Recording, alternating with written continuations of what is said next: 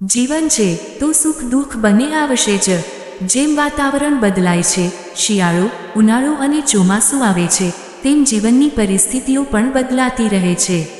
આ સંસારમાં દરેક વસ્તુ પરિવર્તનશીલ છે. આજે સુખ હોય તો કાલે દુઃખ આવી શકે, અને આજે દુઃખ હોય તો કાલે સુખનો સૂરજ પણ ઉગશે જ. તેથી જીવનમાં થોડું દુઃખ આવે, કોઈ મુશ્કેલી આવે, કોઈ આફત આવે કે કોઈ આકસ્મિક ઘટના બને, ત્યારે ભગવાન અને માતાજી પ્રત્યે અશ્રદ્ધા ન કરવી.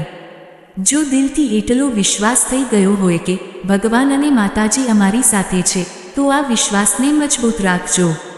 આ કળિયુગમાં એવો અડગ વિશ્વાસ થવો બહુ દુર્લભ વાત છે.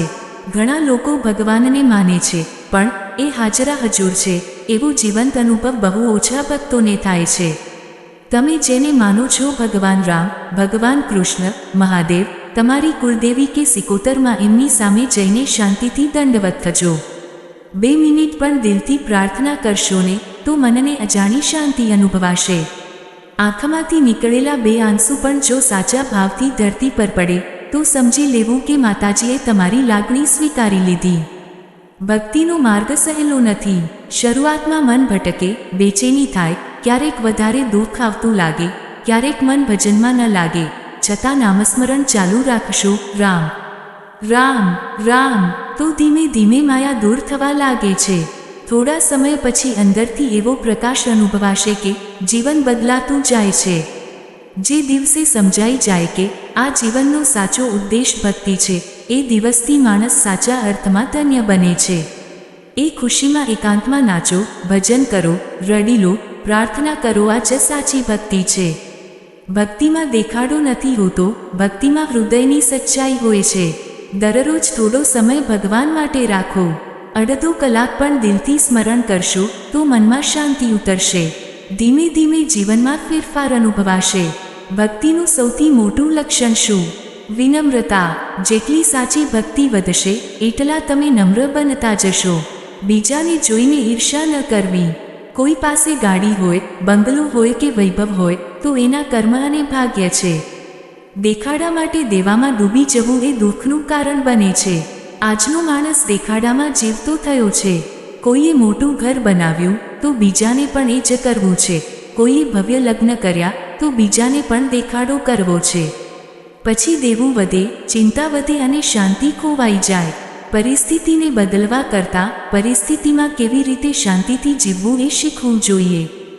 જે લોકો પરિસ્થિતિને પોતાની અનુકૂળ બનાવવાની જીદ કરે છે, એ ઘણા વખત દુઃખી થાય છે. જીવનમાં સંતોષ સૌથી મોટું સુખ છે.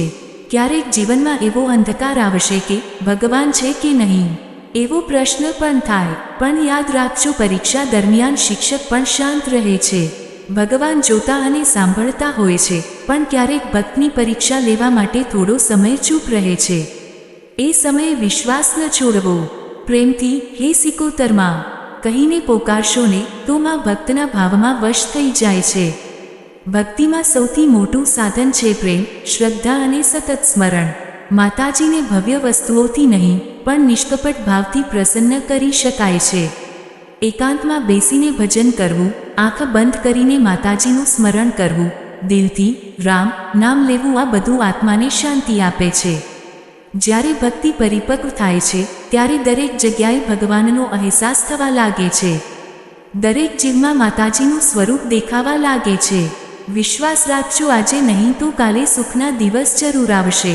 વર્ષો જૂનું અંધારું પણ એક સૂર્યકિરણથી દૂર થઈ જાય છે. તેમ માતાજીનું એક કૃપા પ્રકાશ આખું જીવન ઉજ્જવળ કરી શકે છે.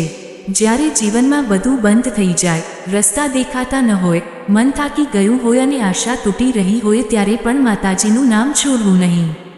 કારણ કે સાચો ભક્ત એ જ છે જે સુખમાં પણ ભગવાનને યાદ કરે અને દુઃખમાં પણ વિશ્વાસ ન છોડે.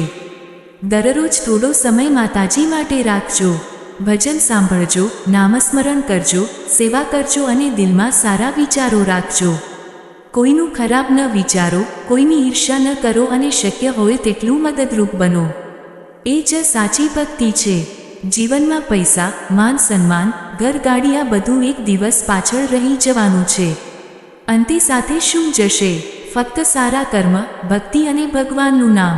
તેથી જીવનમાં ભક્તિને સૌથી મોટું સ્થાન આપજો. સિકોતરમાં પર વિશ્વાસ રાખજો. માં પોતાના ભક્તોને ક્યારેય એકલા નથી છોડતી. ક્યારેક સમય ખરાબ હોય તો પણ એ સમય પસાર થઈ જાય છે. માતાજીનો આશીર્વાદ હોય તો અંધકાર પછી પ્રકાશ જરૂર આવે છે.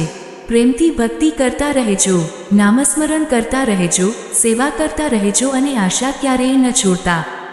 સાચા દિલથી કરેલી પ્રાર્થના ક્યારેય વ્યર્થ જતી નથી. સિકોતરમાં પોતાના ભક્તોની પોકાર જરૂર સાંભળે છે. વિડીયો ગમ્યો હોય તો લાઈક કરો, કોમેન્ટમાં જય સિકોતરમાં જરૂર લખો અને આવા જ વિડીયો માટે ચેનલને સબસ્ક્રાઇબ કરો. સિકોતર ભક્તિ સ્ટુડિયો.